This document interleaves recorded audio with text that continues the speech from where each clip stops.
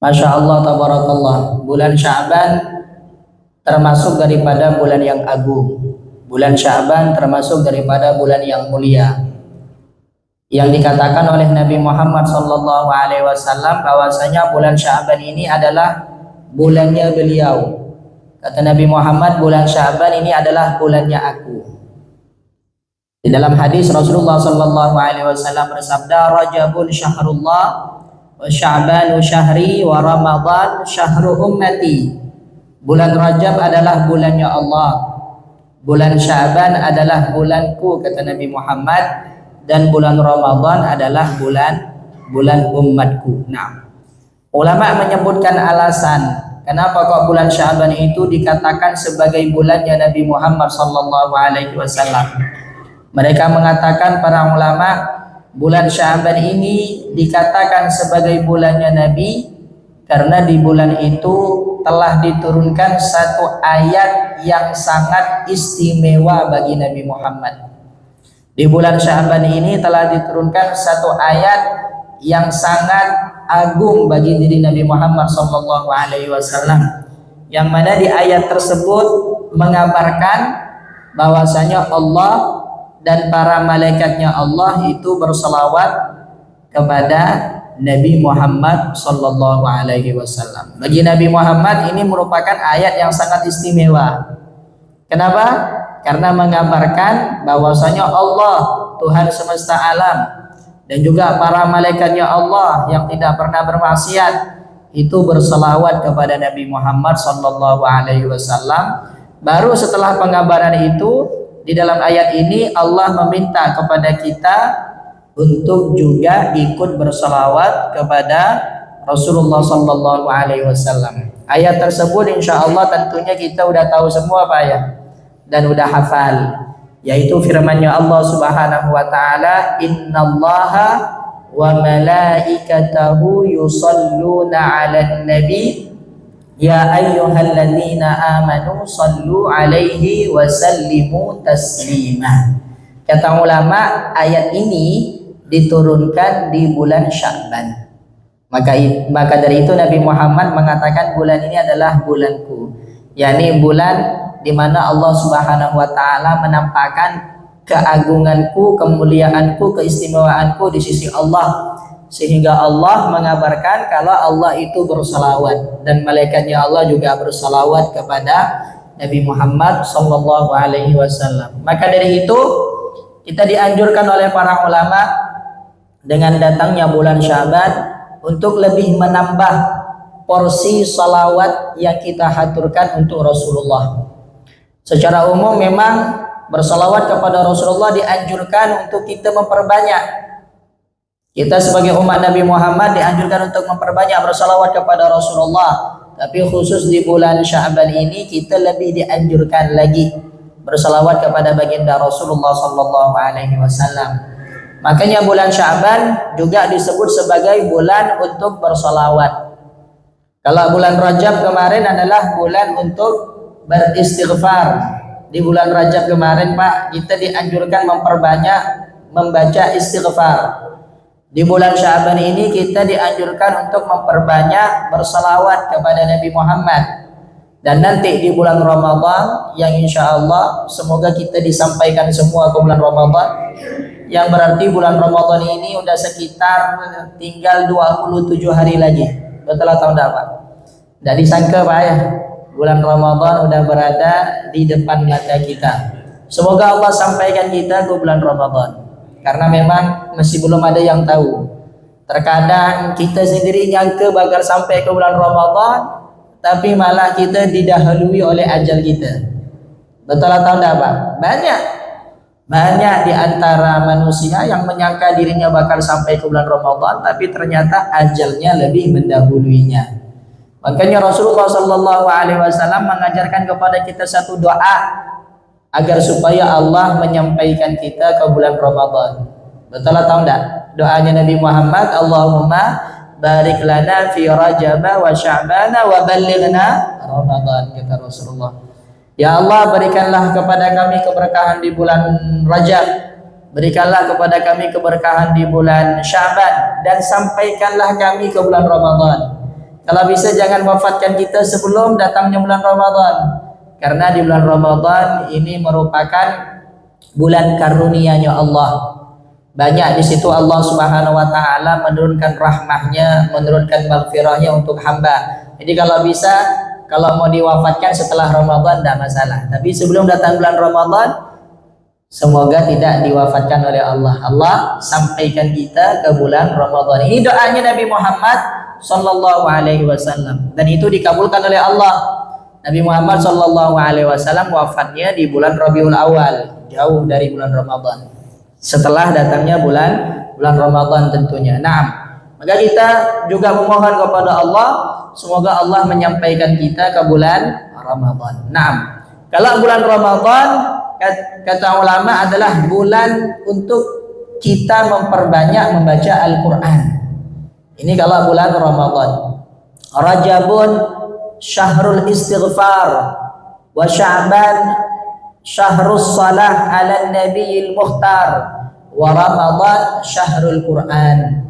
Bulan Rajab adalah bulan untuk beristighfar, meminta ampun kepada Allah Subhanahu wa taala.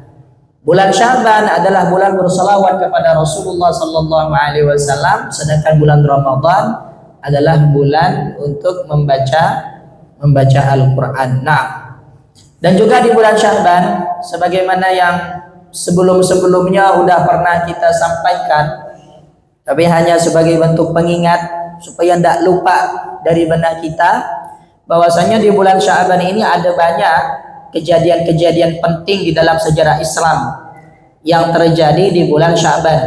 Banyak peristiwa-peristiwa yang penting di dalam sejarah Islam yang terjadi di bulan Sya'ban ini, Pak.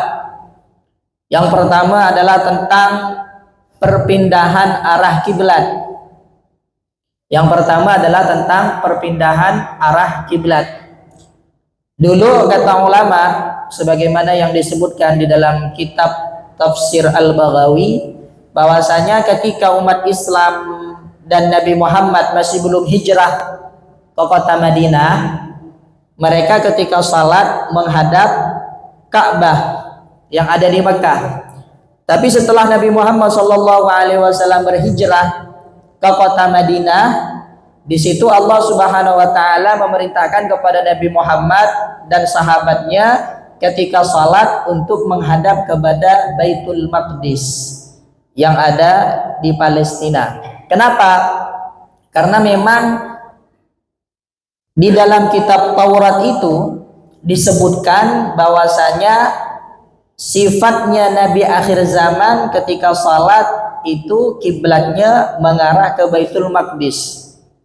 Dan di kota Madinah itu banyak orang-orang Yahudi. Banyak orang-orang Yahudi yang mereka memakai kitab Taurat yang diturunkan kepada Nabi Musa alaihi salatu wasalam, supaya lebih mengharapkan kepada orang Yahudi itu agar supaya menerima risalah yang dibawa oleh Nabi Muhammad, karena sifatnya udah betul sesuai dengan apa yang ada di kitab Taurat.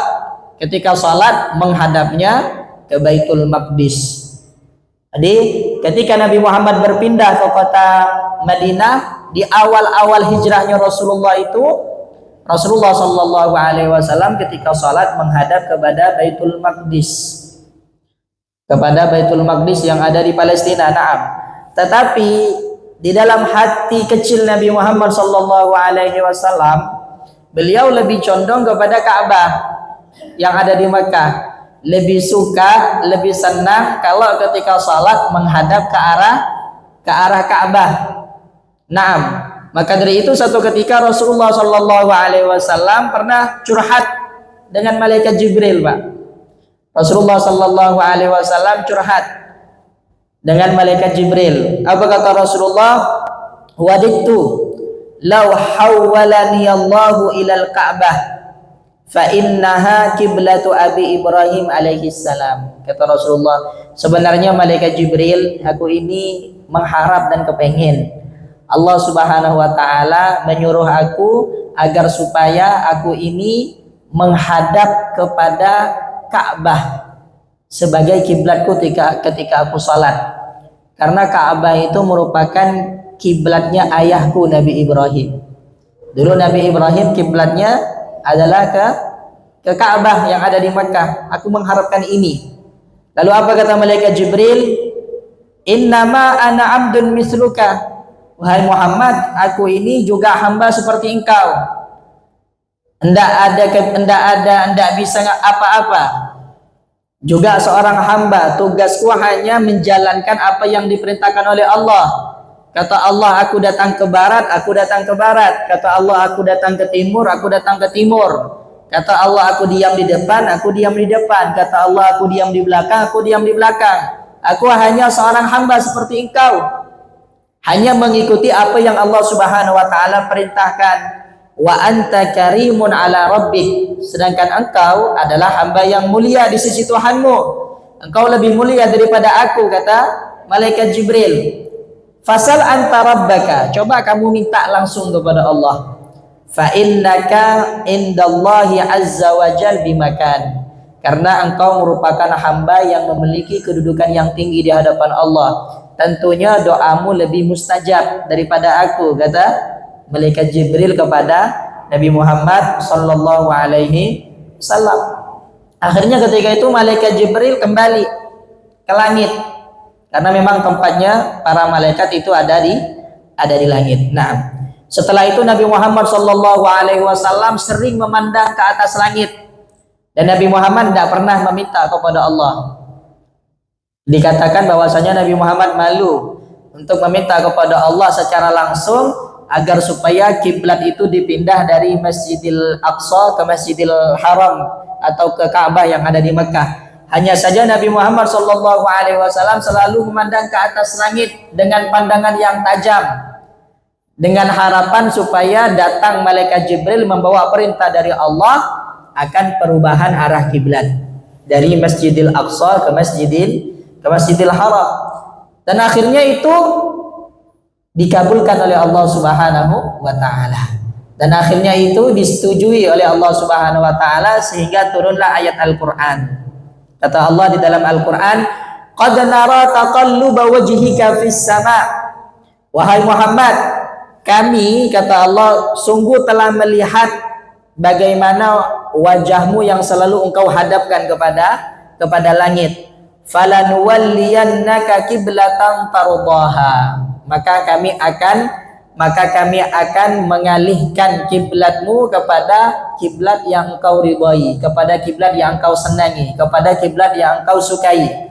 Fawalli wajhaka syatral masjidil haram. Maka hadapkanlah wajahmu ke arah Masjidil Haram, yakni ke arah Ka'bah. Wa haitsu ma kuntum, dan dimanapun kamu berada, fawallu wujuhakum syatrah, maka hadapkanlah wajah kalian ke arah Masjidil Haram, yakni ke arah Ka'bah yang ada di Masjidil Haram, tepatnya di kota Mekah. Nah, dan ini terjadi kapan? Di tahun kedua setelah hijrahnya Nabi Muhammad SAW pada bulan Sya'ban. Jadi di bulan Sya'ban yang sekarang kita berada di dalamnya telah terjadi momen perpindahan kiblat. Momen perpindahan kiblat dari Masjidil Aqsa ke Masjidil Haram. Ini yang pertama tentang perpindahan kiblat yang terjadi di bulan Sya'ban. Kemudian terjadi juga di bulan Sya'ban ini peristiwa terbelahnya bulan, yang mana ini merupakan salah satu mukjizatnya Nabi kita Muhammad sallallahu alaihi wasallam. Terbelahnya bulan ini tepat pada malam nisfu Sya'ban, pada malam tanggal 15 bulan Sya'ban, yang mana ketika itu orang kafir di kota Mekah ini terjadinya sebelum Nabi Muhammad berhijrah, sebelum Nabi Muhammad pindah ke Madinah. Ketika Nabi Muhammad masih ada di Makkah, ketika Nabi Muhammad masih berada di Makkah, ada sekelompok orang kafir yang menantang Nabi Muhammad sallallahu alaihi wasallam untuk mendatangkan suatu ayat, tanda, bukti bahwasanya Nabi Muhammad ini adalah betul-betul utusan Allah Subhanahu wa taala. Kata orang kafir, "Wahai Muhammad, coba tunjukkan kepada kita satu tanda yang menunjukkan kalau engkau ini adalah betul-betul utusan Allah." tampakkan kepada kita mukjizat engkau. Kalau memang engkau mampu untuk menampakkan, maka kita bakal beriman. Kata orang kafir ini, Pak. Masya Allah, tabarakallah. Akhirnya dengan izinnya Allah Subhanahu wa taala, Nabi Muhammad sallallahu alaihi wasallam membelah bulan menjadi dua. Membelah bulan menjadi dua. Nah, sehingga disebutkan bahwasanya para sahabat itu melihat gua Hira itu berada di antara dua belah bulan. Terbelah, yang satunya ke arah kanan, yang satunya ke arah kiri. Di tengahnya itu ada gua Hira. Seakan-akan gua Hira ini berada di antara dua bulan yang terbelah. Nah, dari sahabat Anas bin Malik radhiyallahu taala anhu, beliau menceritakan anna ahlal Makkah sa'alu Rasulullah sallallahu alaihi wasallam ayyuriyahum ayah. Penduduk Makkah itu meminta kepada Nabi Muhammad sallallahu alaihi wasallam supaya beliau menunjukkan satu tanda, satu bukti kalau beliau adalah seorang rasul dari Allah. Fa'arahumul qamara syaqqataini hatta ra'au Hira bainahuma. Bahkan Nabi Muhammad sallallahu alaihi wasallam memperlihatkan kepada orang Makkah itu terbelahnya bulan menjadi dua, sehingga mereka itu melihat gua Hira berada di antara dua belah bulan. Masya Allah, tabarakallah. Cuman apa setelah itu tanggapan dari orang-orang kafir ini, Pak? Apa setelah itu tanggapan dari orang-orang yang tidak beriman kepada Allah, yang awalnya menantang Nabi Muhammad sallallahu alaihi wasallam untuk menunjukkan suatu mukjizat, untuk menunjukkan suatu bukti? Kata mereka, saharakum ibnu Abi Kabasyah. Sekarang kata dia, Nabi Muhammad ini telah mensihir kalian. Yang dilakukan oleh Nabi Muhammad ini bukan mukjizat, ini hanya sihir, kata dia. Masih tetap ingkar kepada mukjizat yang telah didatangkan oleh Nabi Muhammad. Ini kalau hidayah hendak sampai ke hati orang, sekelas Nabi pun tidak bakal mampu untuk mengubah dia. Walaupun mukjizat udah ditampakkan di depan matanya, Pak. Kalau memang orang itu tidak mendapatkan hidayah dari Allah, maka tidak bisa.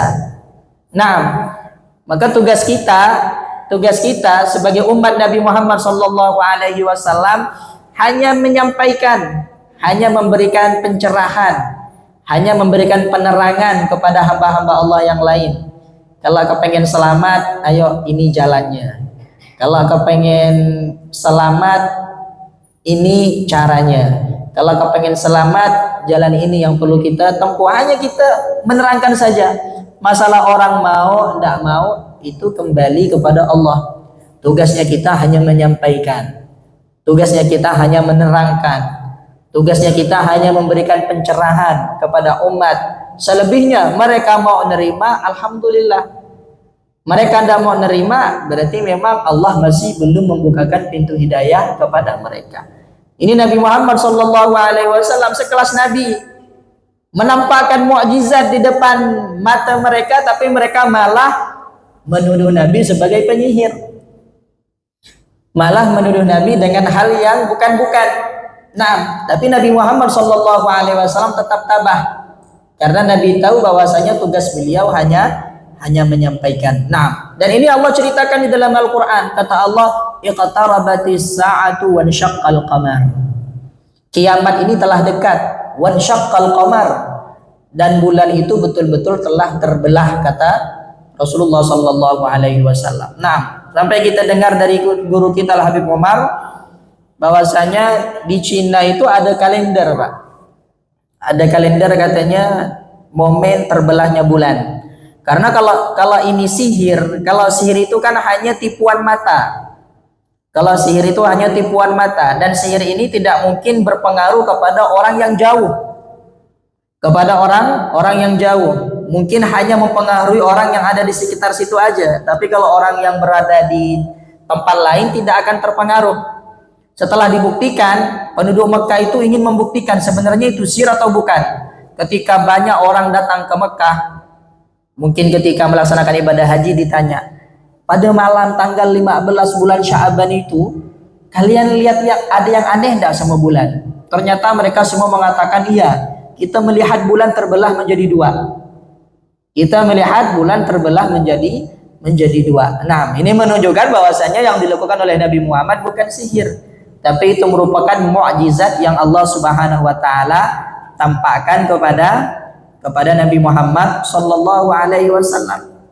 Nah, mukjizat, sesuatu yang luar biasa yang Allah tampakkan kepada Nabi kita Muhammad sallallahu alaihi wasallam. Dan mukjizat ini bukan hanya Allah berikan kepada Nabi Muhammad. Rasul-rasul sebelumnya Allah Subhanahu wa taala juga berikan mukjizat. Nabi Musa bisa membelah lautan dan Nabi Muhammad membelah bulan. Nah, masih luar biasa mukjizatnya Nabi Muhammad. Betul atau enggak, Pak? Nabi Muhammad membelah bulan, Nabi Musa membelah lautan dengan tongkatnya. Nah, begitu juga dengan peristiwa Isra dan Mi'rajnya Nabi kita Muhammad sallallahu alaihi wasallam yang terjadi di bulan kemarin, bulan Sya'ban. Itu juga merupakan mukjizat yang Allah Subhanahu wa taala tampakkan kepada Nabi Muhammad, yang Allah Subhanahu wa taala berikan kepada Nabi Muhammad sallallahu alaihi wasallam. Nah, Allah israkan Nabi Muhammad dari Masjidil Haram ke Masjidil Aqsa. Allah israkan Nabi Muhammad dari Masjidil Haram ke Masjidil Aqsa. Kemudian Allah mi'rajkan Nabi Muhammad dari Masjidil Aqsa ke atas langit yang ketujuh. Untuk apa? Untuk Allah lihatkan tanda-tanda kebesaran Allah. Di situ banyak Nabi Muhammad sallallahu alaihi wasallam melihat hal-hal yang sangat luar biasa, Pak. Nabi Muhammad pergi ke neraka, lihat penduduknya ternyata banyak dari kalangan wanita. Kenapa? Karena wanita ini sering lupa dengan kebaikan yang dilakukan oleh suami, ya kan? Banyak kebaikan yang dilakukan oleh suami, satu aja suami punya kesalahan, dia bilang engkau ini tak pernah buat baik sama aku. Lupa semua, Pak, gara-gara satu ini. Kata guru kita Al Habib Umar, sama juga dengan orang. Ini sebenarnya ini adalah menerangkan tentang sifat. Kalau kita ini lupa kepada kebaikan orang, maka hati-hati, itu bisa menjadi penyebab masuknya seseorang ke dalam neraka. Orang banyak melakukan kebaikan, 1, 2, 3, 4, 5, satu kesalahan. Kebaikan yang 9, yang ke-10, yang 100 lupa gara-gara satu kesalahan yang dia lakukan.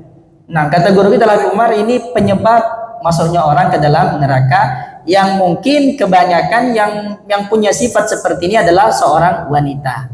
Kalau dia tidak mendapatkan didikan yang bagus, tapi insya Allah kalau ada seorang wanita mendapatkan didikan yang bagus, insya Allah dia selalu memandang hal yang baik pada pasangannya. Nah, tapi kata guru kita Al Habib Umar, ini umum. Pokoknya setiap orang, kalau ada orang melakukan kebaikan sama dia, lalu satu ya orang itu melakukan kesalahan, kita lupakan kebaikan dia, maka hati-hati. Ini merupakan sifat-sifat penghuni neraka. Ketika Nabi Muhammad sallallahu alaihi wasallam berisra, kemudian Nabi Muhammad sallallahu alaihi wasallam juga masuk ke dalam surga. Masuk ke dalam surga, mendengar suara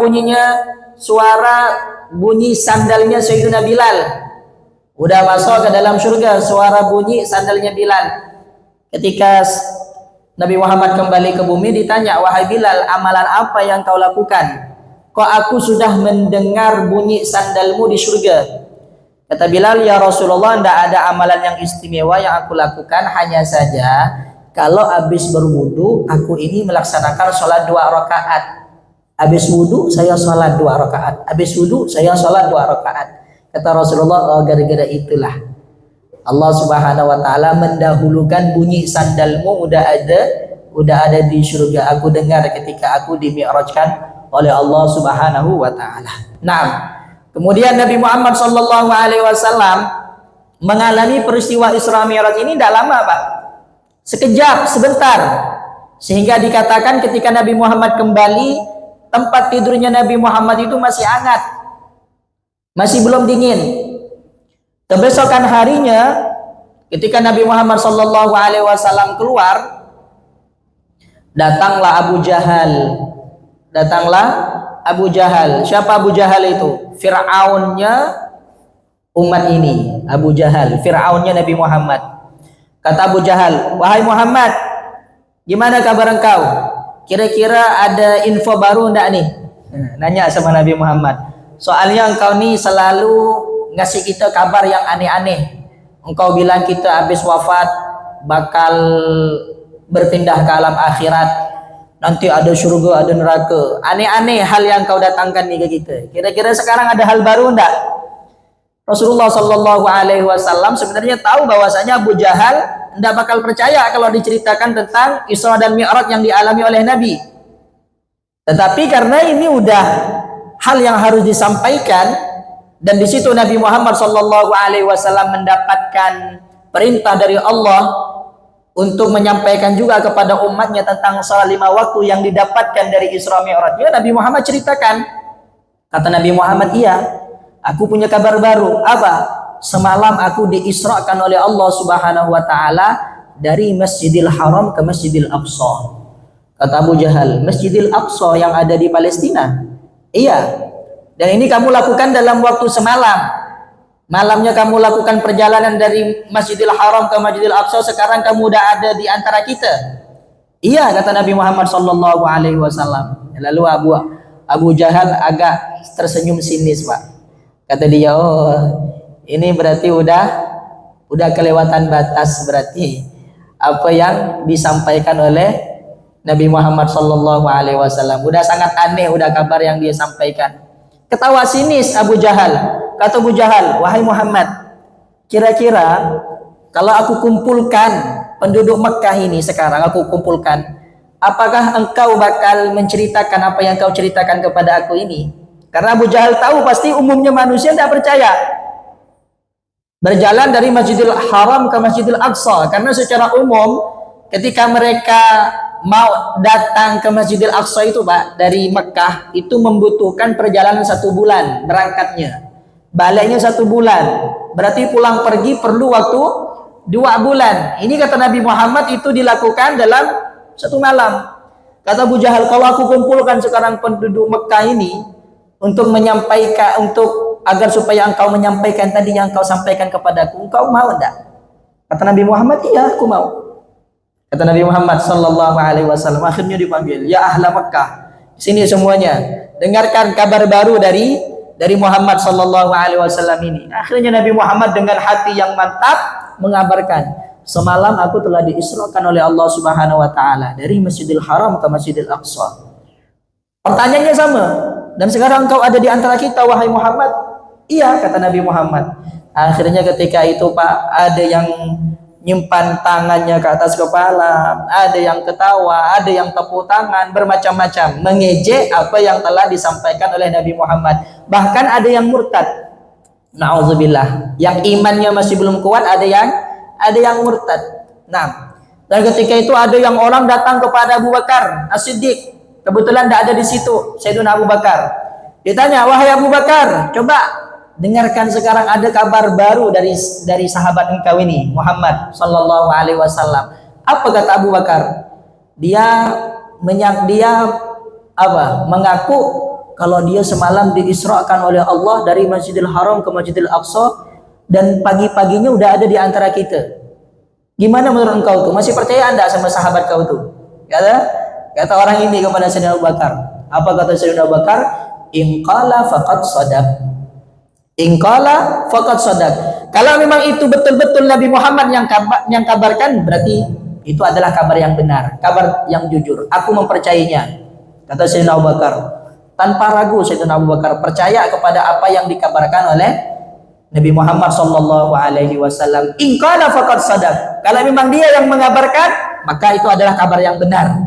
Kata Sayyidina Abu Bakar As-Siddiq. Makanya beliau mendapat julukan As-Siddiq. Karena orang pertama kali yang dengan mantap mempercayai akan peristiwa Isra dan Mi'rajnya Nabi Muhammad Sallallahu Alaihi Wasallam. Nah, Masya Allah, tabarakallah. Keimanan Sayyidina Abu Bakar ini sangat kuat, Pak, kepada Rasulullah. Sehingga ada yang mengatakan, kalau seandainya keimanan Abu Bakar ini disimpan di timbangan, dan keimanan semua umat Nabi Muhammad disimpan di timbangan yang lain, maka akan lebih berat timbangan imannya Sayyidina Abu Bakar As-Siddiq radhiyallahu taala anhu. Masya Allah. Peristiwa Isra dan Mi'raj juga termasuk daripada mukjizat yang Allah Subhanahu wa taala berikan kepada Nabi Muhammad, dan ini terjadinya di bulan kemarin, ya kan? Peristiwa Isra dan Mi'raj Nabi Muhammad terjadinya di bulan kemarin. Bulannya, Pak, bukan kemarin yang terjadi, ini hanya peringatannya itu. Nah, terjadinya kapan? 1 tahun sebelum hijrahnya Nabi. 1 tahun sebelum hijrahnya Nabi terjadinya peristiwa Isra dan Mi'raj, yang kata ulama terjadinya itu pada malam tanggal 27 Rajab. Nah, dan sekarang kita udah berada di bulan Sya'ban. Dan di bulan Sya'ban ini, selain kita dianjurkan tadi memperbanyak bersalawat kepada Rasulullah, karena memang di bulan ini diturunkan ayat innallaha wa malaikatahu yusalluna 'alan nabiy ya ayyuhalladzina amanu sallu 'alaihi wa sallimu taslima. Kita juga dianjurkan untuk memperbanyak berpuasa. Kita juga dianjurkan untuk memperbanyak berpuasa karena Nabi Muhammad sallallahu alaihi wasallam tidak pernah melakukan ibadah puasa sunnah dengan banyak kecuali di bulan Sya'ban. Di bulan yang lainnya Rasulullah berpuasa, di bulan Muharram berpuasa, di bulan Safar, Rabiul Awal, Rabiul Tsani, Jumadil Awal, Jumadil Tsani, di bulan Rajab, di bulan Sya'ban berpuasa. Tapi kebanyakan puasa sunnah yang dilakukan oleh Rasulullah sallallahu alaihi wasallam itu di bulan Sya'ban. Sehingga dikatakan kebanyakan hari-hari di bulan Sya'ban ini dihabiskan oleh Nabi Muhammad sallallahu alaihi wasallam dengan berpuasa, sebagaimana yang disampaikan oleh Sayyidah Aisyah radhiyallahu taala anha. Beliau mengatakan, "Lam ara Rasulullah sallallahu alaihi wasallam yasumu fi syahrin aktsara min siyamihi lillahi fi Sya'ban. Kana yasumu Sya'ban illa qalila." Kata Sayyidatuna Aisyah, aku tidak pernah melihat Rasulullah sallallahu alaihi wasallam melakukan puasa di dalam satu bulan dengan puasa yang banyak, melainkan puasa yang dia lakukan karena Allah di bulan Sya'ban. Karena yasumu Sya'ban illa qalila. Rasulullah sallallahu alaihi wasallam itu berpuasa di bulan Sya'ban kecuali hanya beberapa hari yang sedikit saja. Mungkin 1-2 hari Rasulullah tak puasa. Selebihnya berpuasa. Balkana yasumuhu kullah. Bahkan Nabi Muhammad sallallahu alaihi wasallam berpuasa di kebanyakan hari di bulan Sya'ban. Ketika ditanya oleh sahabat Usamah bin Zaid, ada sahabat namanya Usamah bin Zaid bertanya kepada Rasulullah, "Ya Rasulullah, inni lam araka tasumu fi syahrin ma la araka tasumu fi syahrin mithla ma tasumu fihi." Ya Rasulullah, aku ini, kata sahabat Usamah, tidak pernah melihat engkau berpuasa di satu bulan yang mana puasa engkau di bulan itu sangat banyak sekali di antara bulan-bulan yang lainnya.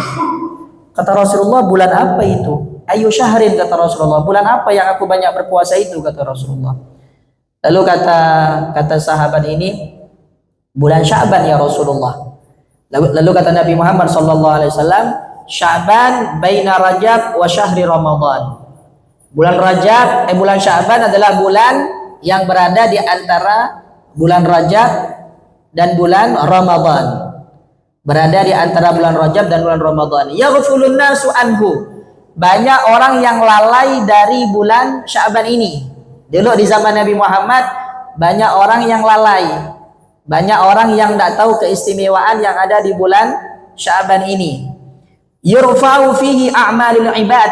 Padahal di bulan itu Allah Subhanahu wa taala akan mengangkat amalnya hamba.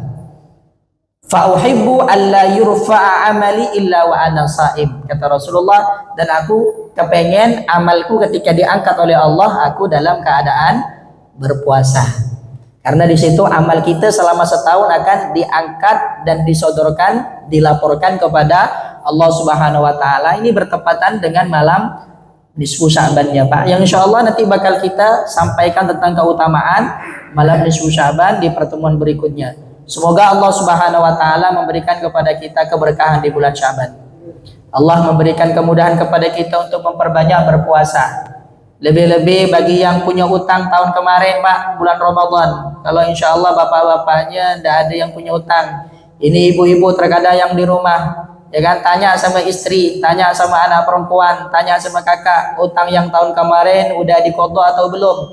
Kalau belum diqadha, jangan sampai datang Ramadan berikutnya kecuali puasa Ramadan kemarin yang ditinggalkan semuanya udah diqadha. Karena kalau telat nanti akan ada kafarah. bagi orang yang telat mengqadha puasa Ramadannya sehingga datang Ramadan berikutnya. Semoga Allah Subhanahu wa taala memberikan kepada kita keistiqamahan di dalam beribadah. Allah panjangkan umur kita, Allah berikan kita kesehatan, keafiatan, Allah berikan kepada kita semangat yang besar di dalam melakukan ibadah kepada Allah di setiap bulan, lebih-lebih di bulan Ramadan kelak. Amin ya rabbal alamin. Wallahu a'lam bishawab.